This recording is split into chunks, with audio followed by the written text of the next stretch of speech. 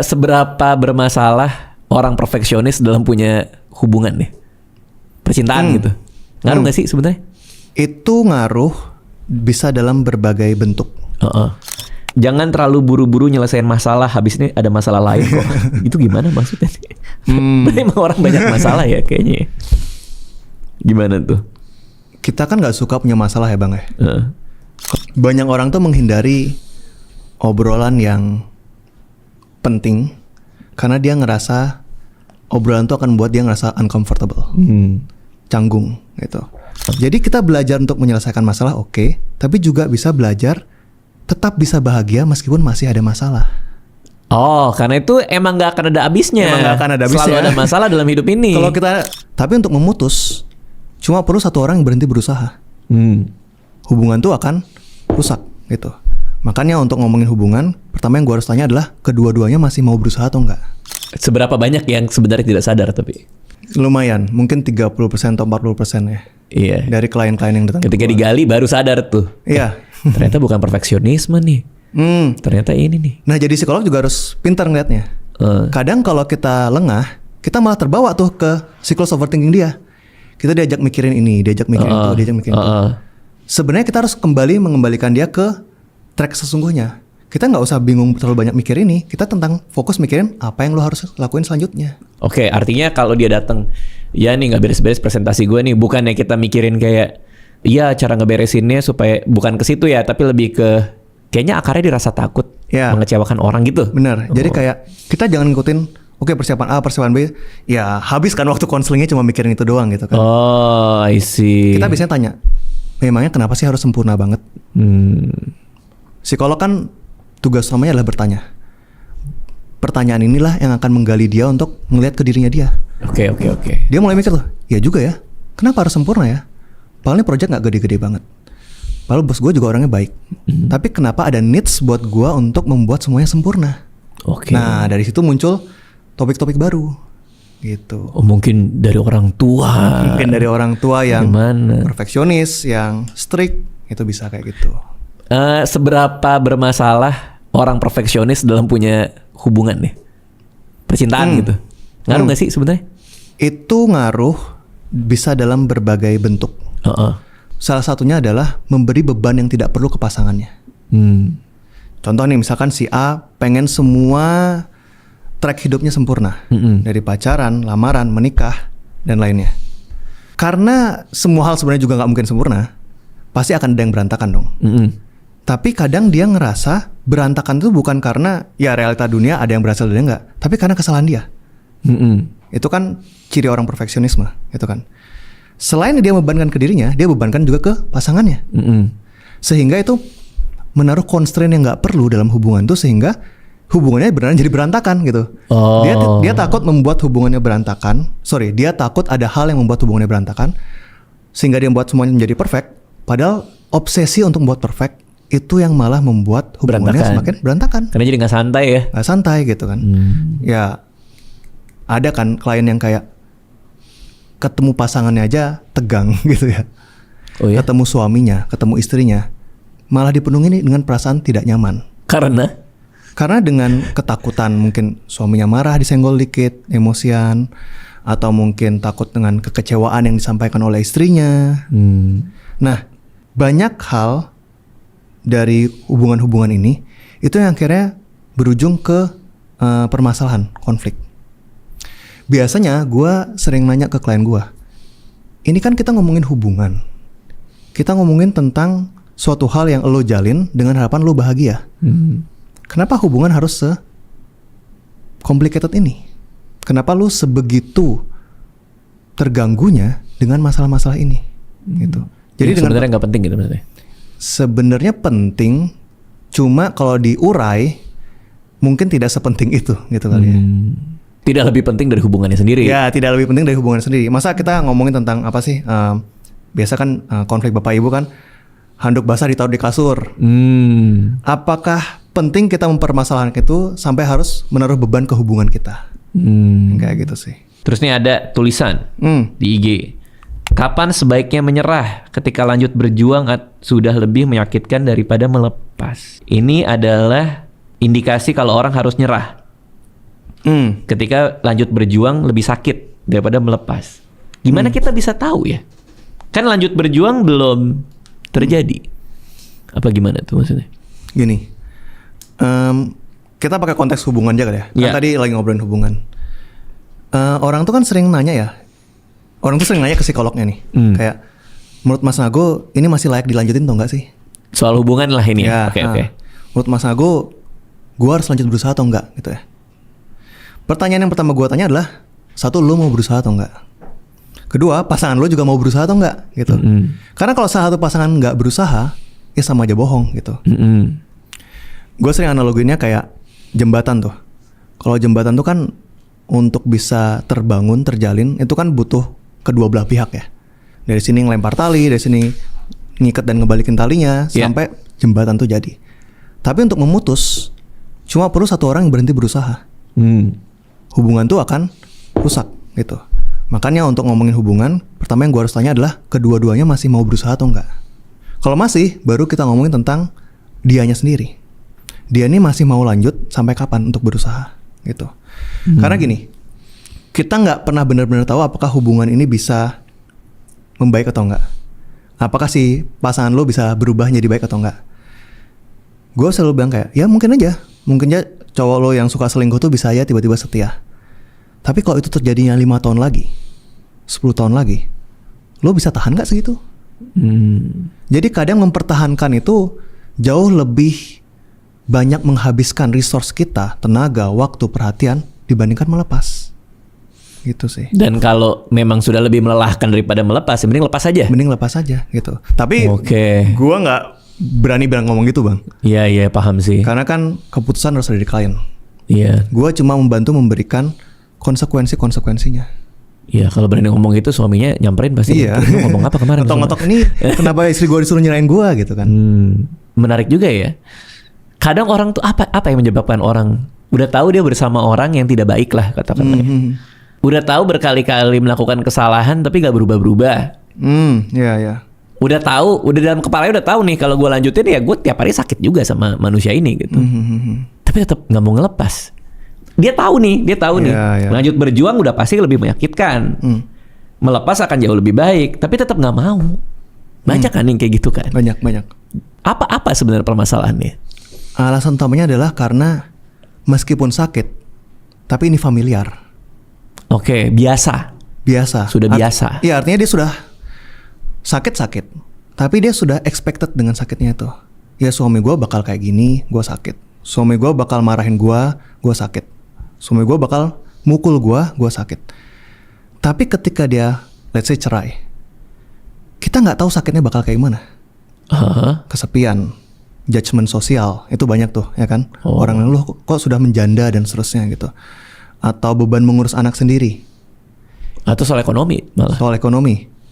Itu sakit tapi kita belum bisa bayangin kan. Karena nggak familiar. Dan penuh dengan banyak ketidaktahuan. Orang susah untuk take the leap itu karena dia merasa lebih nyaman dengan rasa sakit yang familiar ini. Gitu. Wah, itu jadi sebuah siklus yang serem juga ya. Iya, dan gue yakin banyak yang terjebak di sini dan banyak juga yang ke psikolog pun nggak karena hal ini gitu loh. Jadi cuma mengorbankan dirinya gitu. Tapi ketika dia sudah ke psikolog pun, itu akan ngebantu dia untuk melompat itu nggak? Ada yang iya, ada yang enggak juga sih. Tapi at least dia tahu kenapa dia enggak gitu loh. Oke. Maksudnya at least dia tahu alasan dia masih bertahan. Let's say mungkin karena dia nggak punya kemampuan ekonomi untuk menyokong diri dan anaknya. Atau dia tidak punya tempat tinggal. Dia nggak punya keluarga yang bisa menyokongnya lagi. Artinya dia kompromi dengan kesadaran itu. Ya, dia tahu konsekuensi dari keputusannya. Dan itu akan lebih membahagiakan kah? Membahagiakan mungkin nggak, tapi meringankan bebannya karena dia tahu at least ini sudah yang terbaik yang dia bisa pilih. I see. Gitu. Kompleks banget ya persoalan orang dewasa ya. Obrolan kita serius banget ya. Iya, tapi ini pasti banyak yang relate sih. Karena banyak banget yang mungkin terjebak di hubungan yang nggak baik buat diri dia, tapi emang nggak bisa keluar kan? Iya, memang nggak bisa keluar. Gue selalu bilang kayak, ya namanya psikolog, orang ke psikolog kan mencari cara supaya diri dia bisa bahagia lagi. Iya. Tapi gue memang tidak akan memberikan harapan palsu untuk memang mereka yang masih berada di situasi yang sulit gitu ya. Oke. Ngomongin kayak tadi misalkan anak kuliahan yang masih tinggal sama orang tuanya tapi bapaknya abusif. Kayaknya dari tadi contohnya bapaknya abusif ya. Sekarang coba ibunya yang abusif gitu misalkan. Atau seorang istri yang tidak punya kekuatan ekonomi, bergantung sama suami dan terjebak dalam keotoriteran suami kayak gitu. Disandra secara ekonomi. Disandra. Atau ya warga Indonesia yang disandra sama pemerintahnya dengan keputusan-keputusan yang membuat kesehatan mentalnya rusak gitu. Kan susah untuk keluar dari sana, susah gitu. Betul. Gitu sih. Iya. Apa film warkop favorit lu? Oke. Kan biar kok random banget sih. Biar agak ringan kan tadi kan agak serius nih. Kalau gue sih dongkrak antik ya kalau gue ya. Oke, kita lanjut. Tapi ini mencerahkan sih. Menurut gue menarik sih. Karena banyak banget orang yang masih nggak pengen ke psikolog padahal perlu. Ya. Mungkin belum tahu ininya kali. Apa namanya? Kenapa tapi ada stigma apa sih? Iya, satu stigma. Tapi kalau menurut gue stigma ini akan hilang dengan sendirinya sih. Iya. Dengan regenerasi terutama. Sekarang kan kalangan anak muda lebih banyak ya yang aware sama psikologi, kesehatan mental, dan juga sudah banyak juga yang ke psikolog gitu. Oke. Tapi salah satu permasalahan juga karena sebenarnya ilmu psikologi ini masih baru sih Bang di Indonesia. Jadi kalau dibanding dengan ilmu lain kayak mungkin kedokteran, teknik, arsitektur, psikologi bisa dibilang termasuk yang muda gitu. Muda. Oh muda. Oke. Dan kami juga dari para psikolog, kalau di Indonesia tuh namanya HIMSI, Himpunan Psikologi Indonesia.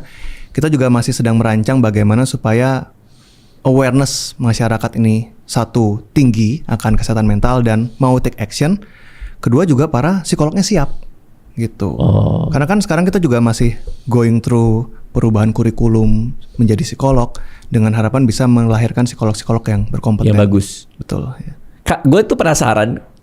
Kalau orang berpasangan deh, suami istri gitu atau pacaran deh, sama-sama psikolog tuh kayak gimana ya? Ngobrol tuh mungkin 4 jam sendiri kali. Kayak itu lu membuat lu merasa apa? Aku merasain kayak mungkin nggak sih? Enggak juga saling sih, Bang. menganalisa gitu. Enggak juga sih Bang. Enggak ya? Istri gue sih bukan psikolog ya. Istri gue sih S1 psikologi. Gue psikolog.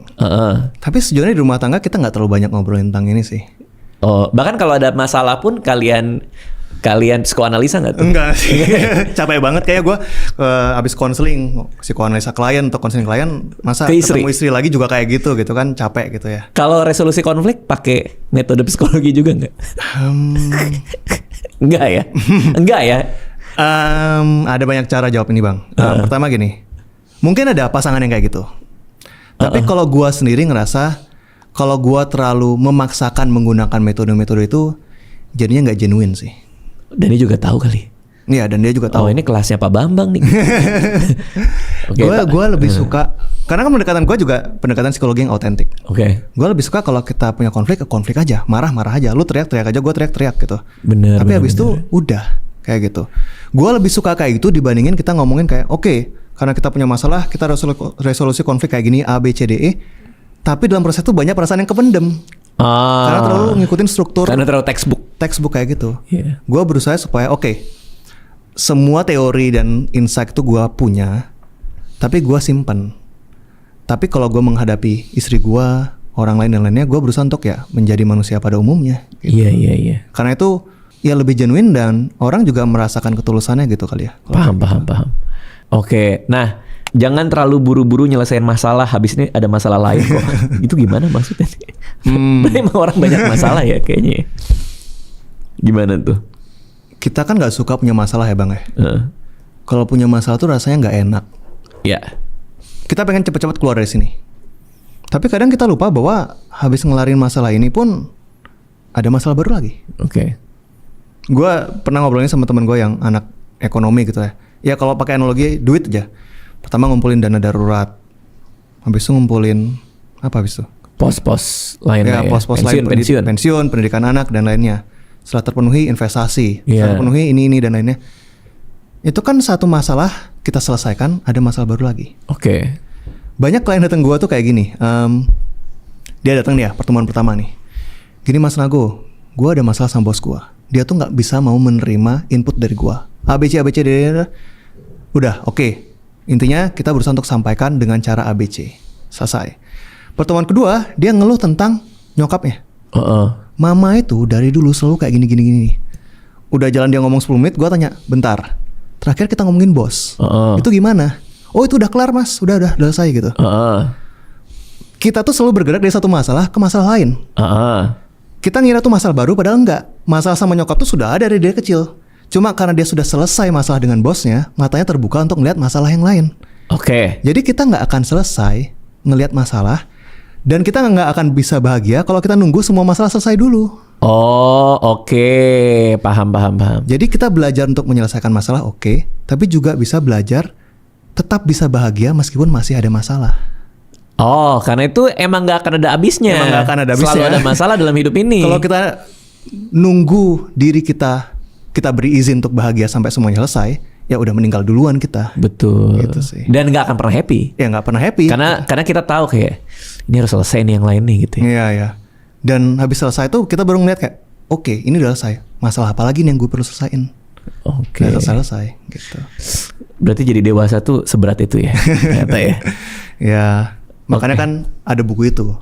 Betul, kita masuk ke sini karena ada editor Gramedia beserta orang sosmednya. Ini hard selling nih ya. Iya, betul, kita masuk di sini. Oke, ini ada berapa bab di sini? 9. Ada 9 bab. Salah satunya ya, konseling perlukah? Waduh. Kenapa harus ada satu bab yang ngomongin konseling perlu apa enggak? Di buku jualan konseling. jadi saling kait-mengkait. Semua saling kait-mengkait. Kalau temen gue bilang tuh call to actionnya buku ini gitu ya. Makanya paling belakang ya. Enggak, gue sebenarnya ada hubungannya sih sebenarnya. Iya. Itu kan buku ini kita ngomongin tentang prinsip dan refleksi maju mundur kehidupan dewasa. Dan tentang menjadi autentik. Iya. Di wrap up itu gue naruh tentang konseling. Karena itu juga salah satu cara yang kita bisa lakukan untuk merasakan diri menjadi autentik.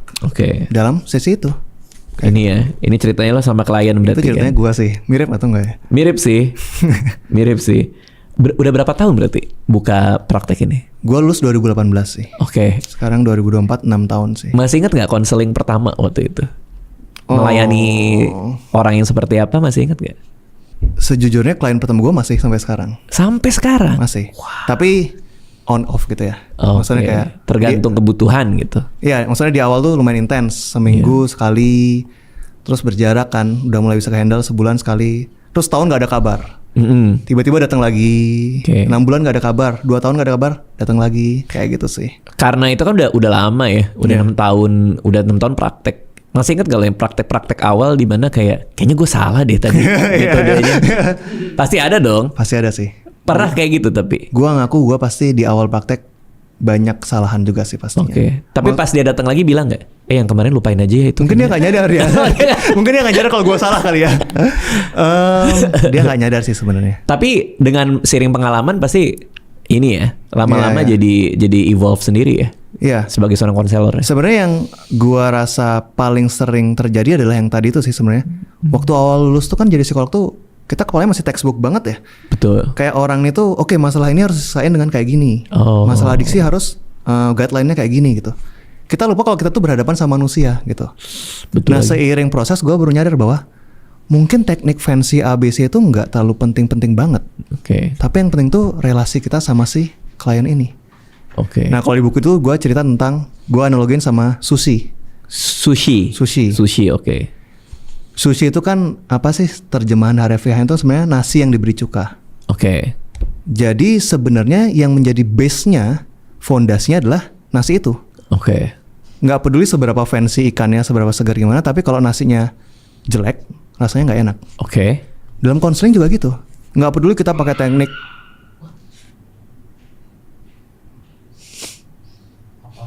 apa itu? Kok tiba-tiba ada yang jerit sih? Jadi kadang mungkin kita nggak perlu terlalu banyak ngelihat teknik ini fancy, teknik keren, teknik ini katanya efektif. Tapi yang penting bagaimana kita menjalin relasi yang terapeutik sama klien. Relasi yang bisa membuat si klien ngerasa autentik, menjadi diri dia padanya, terlepas dari apapun approach kita dalam konseling, itu yang membuat dia tumbuh gitu. Ya bener sih, karena kayak orang baru belajar stand up kali ya. Kita pakai rumus tuh jadinya tuh. Abis ini gue hiperbolain, abis itu ada rule of three yang gitu-gitu. Tapi kalau udah lama main di panggung kayak ini tuh baunya kayak gini deh. Karena biasanya kalau dipatahin ke sini orang ketawa gitu kali ya. Iya benar. Dan seiring berkembangnya pengalaman, kita juga sudah berani melanggar beberapa prinsip rumus itu. Karena kita ngerasa di konteks ini, dalam situasi ini, mungkin ini yang lebih tepat. Gitu. Iya. Gitu sih. Oke. Gitu. To break the rule, you have to master them kan. Ya kayak gitu kan ada step-stepnya tuh gitu kan. Oke. Nah terus ini ada soal harus mulai ngobrol canggung. Apa nih maksudnya nih? Nih mulai obrolan canggung. Kalau di sini lo agak ini ya rambutnya ya? Bukan itu bukan. Oke. Itu karakter cewek. Betul. Oke, gimana nih? Banyak orang tuh menghindari obrolan yang penting karena dia ngerasa obrolan tuh akan buat dia ngerasa uncomfortable, canggung gitu. Kayak ketika kita ngomong ke orang tua kita kalau kita ditolak di universitas favoritnya. Kita ngomong ke pasangan kita kalau kita baru di PHK gitu. Itu obrolan-obrolan yang uncomfortable, canggung, tapi sebenarnya penting untuk disampaikan. Oke. Orang seringkali menunda ngomong karena dia nggak mau konflik. Atau lebih tepatnya dia tidak tahan kalau ada konflik. Oke. Cuma kadang kesunyian itu, silence itu yang terjadi antara dia sama orang itu malah lebih destruktif dibandingkan kalau dia ngomong langsung. Setuju gue. Gue tuh apa aja gue omongin sih pasti sih. Itu paling enak sih ya. Soalnya pengalaman-pengalaman yang dulu tuh kalau emang nggak ngomong, ini konteksnya macam-macam ya, pekerjaan betul, apa segala macam. Itu either nanti ujungnya bermasalah, atau saling nggak enakan, atau malah nanti lebih ribet gitu. Jadi ini ada apa aja dibicarakan aja sih. Karena kalau nggak tiba-tiba hilang hubungannya gitu loh. Kita kayak menghindari topik A, ketemu si orang ini, lama-lama kita menghindari orang itu juga. Betul. Hubungannya hilang dan orang tuh bingung. Ini kenapa si Nago nggak mau ngomong sama gue lagi gitu kan? Iya. Gitu sih.